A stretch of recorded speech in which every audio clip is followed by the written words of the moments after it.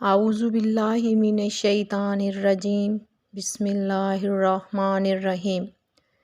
سرکار دو عالم صلی اللہ علیہ وآلہ وسلم کی ظاہری حیات طیبہ میں مسلمان آپ کی خدمت میں حاضر ہو کر مسائل کا حل پوچھتے اور رہنمائی حاصل کرتے تھے، لہٰذا انہیں کسی قسم کی دقت پیش نہیں آتی تھی۔ اسی طرح اشعار قرآن سے براہ راست استفادہ کی سہولت ان لوگوں کو تو حاصل تھی جو دور رسالت سے تعلق رکھتے اور آپ کی بارگاہ میں حاضر ہو سکتے تھے، لیکن سوال یہ تھا کہ وہ لوگ جو دور دراز کے علاقوں میں رہتے اور ہر مسئلے کے حل کے لیے بارگاہ نبوی سے رجوع نہیں کر سکتے تھے، وہ اپنے مسائل کیسے حل کریں، یا سرکار دو عالم صلی اللہ علیہ وآلہ وسلم کے وصال کے بعد قیامت تک پیش آمدہ مسائل کو حل کرنے کے سلسلے میں کیا طریقہ اختیار کیا جائے۔ تو اس زمن میں اجتہادی صلاحیتوں سے بہراؤ اہل علم کو قرآن و سنت کی روشنی میں اجتہاد کی اجازت دی گئی، چنانچہ دور رسالت میں ہی اجتہاد کی طرح ڈال دی گئی تھی تاکہ اسے سند حاصل ہو جائے اور کوئی شخص انکار کی جرت نہ کر سکے۔ حضرت معاذ بن جبل رضی اللہ تعالیٰ عنہ کا واقعہ مشہور ہے۔ آپ کو یمن کا حاکم مقرر کر کے بھیجا گیا تو سرکار دو عالم صلی اللہ علیہ وآلہ وسلم نے فرمایا، کیسے فیصلہ کرو گے؟ انہوں نے عرض کیا، اللہ کی کتاب سے، فرمایا اگر اس میں نہ پاؤ۔ عرض کیا، سنت رسول صلی اللہ علیہ وآلہ وسلم سے۔ آپ نے فرمایا اگر اس میں بھی نہ پاؤ تو؟ انہوں نے عرض کیا، پھر اپنی رائے سے اجتہاد کروں گا۔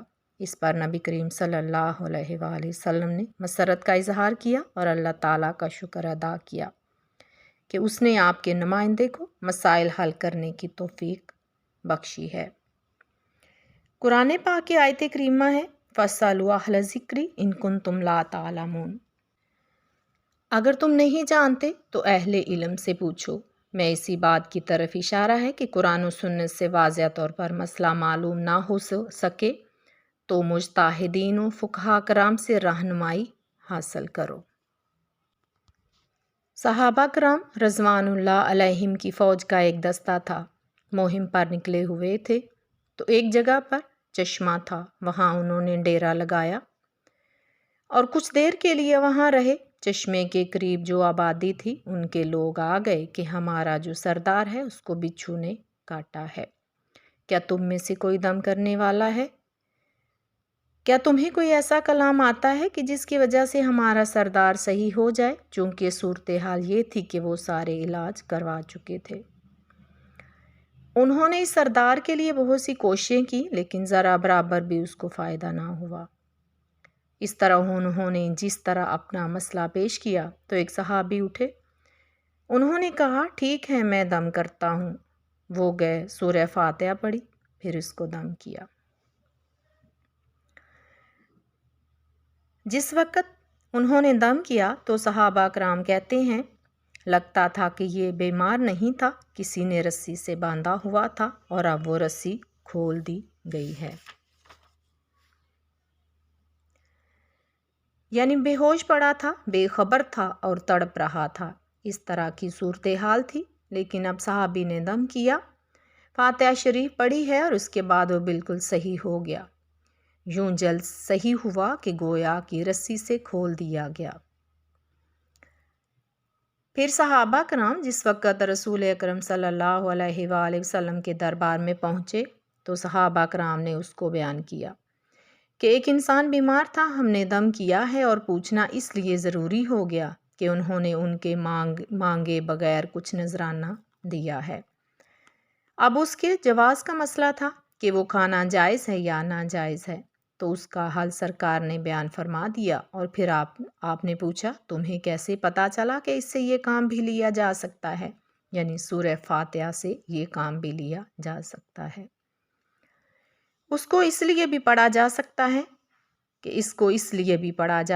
ہے کہ یہ دربار رسالت کا اثر تھا کہ جس کی وجہ سے فاتحہ کا نام ہی راقیہ ہے، یعنی دم والی صورت۔ جس وقت اس کو پڑھا جائے تو ہر طرح کی بیماری دور ہو سکتی ہے۔ حضرت عبداللہ بن مسعود رضی اللہ تعالیٰ عنہ فرماتے ہیں، کہ ہماری موجودگی میں آپ نماز ادا فرما رہے تھے کہ جو ہی آپ نے سجدہ کیا تو بچھو نے آپ صلی اللہ علیہ وآلہ وسلم کی انگلی مبارک پر ڈنگ مار دیا۔ آپ صلی اللہ علیہ وآلہ وسلم نماز سے فارغ ہوئے اور فرمایا کہ اللہ بچھو پر لعنت کرے جو نہ نبی کو چھوڑتا ہے اور نہ غیر نبی کو۔ پھر آپ صلی اللہ علیہ وآلہ وسلم نے پانی سے بھرا ہوا ایک برتن طلب فرمایا جس میں نمک ملا ہوا تھا۔ آپ نے اس ڈنگ زدہ جگہ کو نمک آمیز پانی میں مسلسل ڈبوتے رہے اور سورہ اخلاص، سورہ فلق اور سورہ الناس پڑھ کر اس پر دم کرتے رہے یہاں تک کہ بالکل سکون ہو گیا۔ آپ کا کیا ہوا یہ عمل، یہی علاج ہر زہریلے جانور کے کاٹنے کا بھی ہے۔ بہت سے حکیموں نے کہا کہ نمک بہت سے زہروں کا علاج ہے، خاص طور پر بچھو کے زہر کا۔ ابو علی سینا نے لکھا ہے کہ بچھو اگر ڈنگ مارے تو اس جگہ نمک اور السی کا لیپ کریں، نمک کے استعمال سے زہر کا اثر ختم ہو جاتا ہے۔